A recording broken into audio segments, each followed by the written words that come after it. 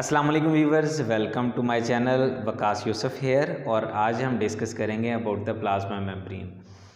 आप सब lower classes में भी पढ़ते हुए आए हैं कि प्लाज्मा मेम्ब्रेन क्या होती है। ये सेल के बाहर एक बाउंड्री होती है। कोई भी आप सेल लें, आप चाहे प्लांट का सेल लें, चाहे आप एनिमल का सेल लें, तो आपको सेल के बाहर एक बाउंड्री नज़र आती है and that boundary wall is cell membrane. अब उस सेल मेम्ब्रेन के बारे में आज हम डिस्कस करने वाले हैं कि what the cell membrane is, इसकी केमिकल कंपोजिशन क्या होती है और इसका स्ट्रक्चर क्या होता है। तो चलिए टॉपिक की तरफ चलते हैं। टॉपिक हमारा है plasma membrane, that is the outer most boundary of the animal cell. Animal cell में हमें ये सबसे बाहर वाली बाउंड्री की सूरत में नज़र आती है, जबकि अगर हम प्लांट सेल की बात करें तो प्लांट सेल में it is second to the cell wall. मतलब ये है कि प्लांट सेल में सबसे बाहर होती है सेल वॉल और उसके अंदर होती है प्लाज्मा मेम्ब्रेन। फिर नीचे साइटोप्लाज्म आ जाता है और फिर न्यूक्लियस, और वन बाय वन हम सारी चीज़ों को, सारे ऑर्गेनेलीज़ को भी डिस्कस करेंगे। तो प्लाज्मा मेम्ब्रेन फिर क्या हुई, या फिर इसको सेल मेम्ब्रेन भी कहते हैं। It is the outer most boundary in case of animal cell and it is second to cell wall in case of plant cell. मज़ीद अगर हम बात करें तो इसकी कंपोजिशन को देखेंगे। कंपोजिशन में हमारे पास तीन चीज़ें होती हैं। कौन कौन सी? लिपिड्स होते हैं, और लिपिड स्पेसिफिकली कौन से होते हैं जी? फॉस्फोलिपिड्स होते हैं। और एक और कैटेगरी का लिपिड भी यहाँ पे मौजूद होता है, दैट इज़ कोलेस्ट्रॉल। कोलेस्ट्रॉल भी मौजूद होता है और फास्फोलिपिड भी मौजूद होता है। लिपिड की अमाउंट कितनी होती है? यहाँ पे लिपिड की अमाउंट होती है 20 to 40%। मज़ीद अगर बात करें तो प्रोटीन्स होती हैं इसमें, और कई तरह की प्रोटीन्स होती हैं जिनको हम वन बाय वन आगे जाके डिस्कस करेंगे। कुछ प्रोटीन्स जो हैं उनको हम चैनल प्रोटीन्स का नाम देते हैं, कुछ को हम कैरियर प्रोटीन्स का नाम देते हैं, और कुछ जो हैं यहाँ पे इंट्रिंसिक प्रोटीन्स हैं, एक्सट्रिंसिक प्रोटीन्स हैं। व्हाटएवर जो भी हैं हम आगे चल के डिस्कस करने वाले हैं, हमारे साथ रहिएगा।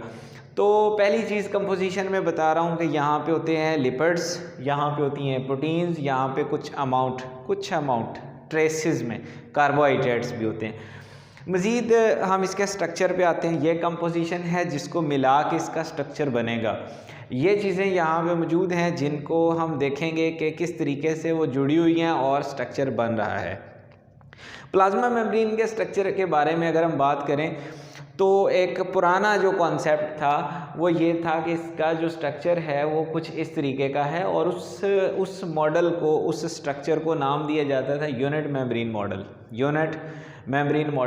एंड ये डेनेली और डेविसन मॉडल भी कहलाता है। डेनेली और डेविसन साइंटिस्ट का नेम है जिन्होंने यूनिट मेम्ब्रेन मॉडल दिया था, पेश किया था कि ये प्लाज्मा मेम्ब्रेन जो है उसकी कुछ जो ज्योमेट्री है, उसकी जो शेप है इस तरीके से होती है, और जो इसके कंपोनेंट्स हैं वो इस तरीके से अरेंज होते हैं। अभी यूनिट मेम्ब्रेन मॉडल की अगर हम बात कर रहे हैं तो what the unit membrane model is, focus upon this diagram. और यहाँ पे आप देख रहे हैं कि ये जो मॉलिक्यूल्स आपको सर्कल है, साथ में इसके दो जो हैं वो आर्म्स बने हुए हैं। ये जो स्ट्रक्चर है दैट इज़ फास्फोलिपिड की एक तह आपको ऊपर वाली साइड पे नज़र आती है, एक नीचे वाली साइड पे। हम कहेंगे this is phospholipid bilayer. Phospholipid का ये जो बाइलेयर स्ट्रक्चर है, इसके ऊपर ये जो पर्पल कलर में आपको नज़र आ रहा है कोटिंग है किसकी? प्रोटीन की। तो साइंटिस्ट डेविसन और डेनेली का ये जो मॉडल था, इसमें उन्होंने कहा कि क्या होता है, फास्फोलिपिड की दो लेयर्स होती हैं और उनके ऊपर प्रोटीन की कोटिंग होती है, प्रोटीन की तह चढ़ी हुई होती है। हम इसको सैंडविच मॉडल भी कहते हैं। सैंडविच ऑमलेट है, या उसमें जो भी चीज़ें ऐड करते हैं, और दोनों तरफ क्या होता है? ब्रेड। अभी यहाँ पे भी सेम ऐसे ही है, क्या? प्रोटीन की लेयर है और दरमियान में मौजूद हैं phospholipid by layer is sandwiched between protein. और यहाँ पे लिपिड बाइलेयर स्ट्रक्चर भी इसको कहते हैं, इसको सैंडविच मॉडल भी कहते हैं, और इसको यूनिट मेम्ब्रेन मॉडल भी कहते हैं। इस मॉडल को बाद वाले जो साइंटिस्ट थे उन्होंने सपोर्ट नहीं किया, क्योंकि ये जो मॉडल है ये लिपिड्स के बारे में इंफॉर्मेशन दे रहा है, प्रोटीन्स के बारे में बता रहा है, लेकिन कार्बोहाइड्रेट्स को और प्रॉपर ज्योमेट्री, प्रॉपर इसके फंक्शन को सेटिस्फाई नहीं करता है। फंक्शंस भी हम आगे चल के देखेंगे। तो अगर फंक्शंस की बात करें, इसकी प्रॉपर ज्योमेट्री की बात करें और पूरी कंपोजिशन की बात करें, तो यह स्ट्रक्चर तमाम रिक्वायरमेंट्स को फुलफ़िल नहीं करता है। तो साइंटिस्ट ने इसको सपोर्ट नहीं किया and said that it is a wrong model. अभी अगर हम यहाँ पे आ जाएँ तो this is a fluid mosaic model. यहाँ पे साइंटिस्ट है S.J. Singer, Garth L Nicolson और 1972 S.J. Singer, Garth L Nicolson, इन्होंने मॉडल दिया and that is the advance model. और सारी चीज़ों को ये एक्सप्लेन करता है बड़े अच्छे तरीके से, इसके फंक्शंस को और इसकी कंपोजिशन को भी। फ्लूइड मोज़ेक मॉडल इसको नाम दिया है इन्होंने। और फ्लूइड मोज़ेक मॉडल क्या है, इसको नाम क्यों दिया, और इसके अंदर जो कंपोजिशन है, जो कंपोनेंट्स हैं, वो किस तरीके से अरेंज हैं। तो देखिए जी, यहाँ पे आपको ये दिख रही है लेयर किसकी, फास्फोलिपिड की लेयर है, जिसमें यहाँ पे एक आपको प्रोटीन नज़र आ रही है, दैट इज़ पेरिफेरल प्रोटीन। यहाँ पे एक प्रोटीन का आपको स्ट्रक्चर नज़र आ रहा है, दैट इज़ चैनल प्रोटीन।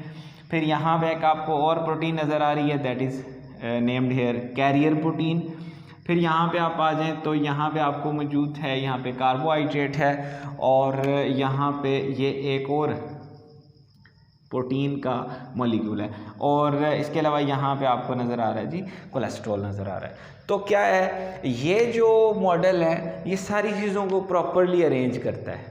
यहाँ पे आप देखें तो प्रोटीन्स अरेंज हैं मुख्तलिफ़ जगहों पे, मुख्तलिफ़ टाइप्स की, मुख्तलिफ़ फंक्शंस परफॉर्म करवाएंगी।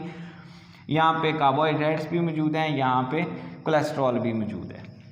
अभी यह मॉडल क्या था, इसमें यह था कि प्रोटीन्स आर नॉट कॉन्टीन्यूअस। जिस तरह आपने पिछले वाले मॉडल में देखा कि आपके पास लिपिड की 2 लेयर्स, उन 2 लेयर्स के ऊपर प्रोटीन की तह चढ़ी हुई है and protein is continuous through out. But the fluid mosaic model tells us that protein is not continuous and are confined to surface। ऐसा नहीं है कि वो कंटिन्यूस है और नॉट कन्फाइंड टू सरफेस तक ही महदूद नहीं है, but it is embedded in the lipid bilayer in a mosaic manner.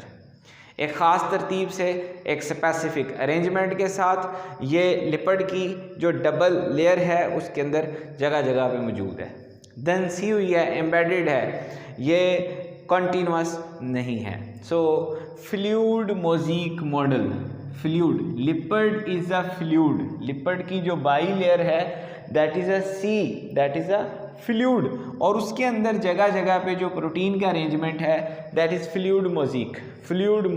Protein is present in a mosaic manner, एक स्पेशल अरेंजमेंट में मौजूद है, और लिपिड की जो 2 लेयर्स हैं वो क्या हैं, वो एक फ्लूइड की तरह से हैं।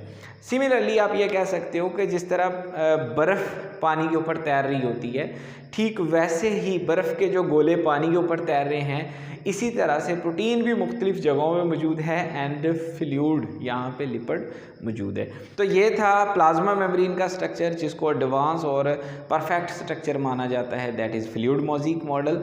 और यहाँ पे हमारे पास जो है वो यूनिट मेम्ब्रेन मॉडल है। सो आज के लेक्चर में हमने डिस्कस किया कि प्लाज्मा मेम्ब्रेन की कंपोजिशन क्या होती है, उसका स्ट्रक्चर कैसा होता है, और कौन से वाला स्ट्रक्चर दुरुस्त है और कौन से वाला दुरुस्त नहीं है। फंक्शन को हम अगले वाले टॉपिक में डिस्कस करने वाले हैं, और देखते रहिए बायोलॉजी ऑनलाइन। और आप लोगों का प्यार, आप लोगों की मोहब्बत, आप लोग हमें सब्सक्राइब करते हैं, देखते हैं और हमें लाइक करते हैं, आप लोगों की मोहब्बत है, आप लोगों का प्यार है। मुझे दीजिए इजाज़त, दोबारा मिलते हैं अगले लेक्चर में। अल्लाह हाफ़िज़।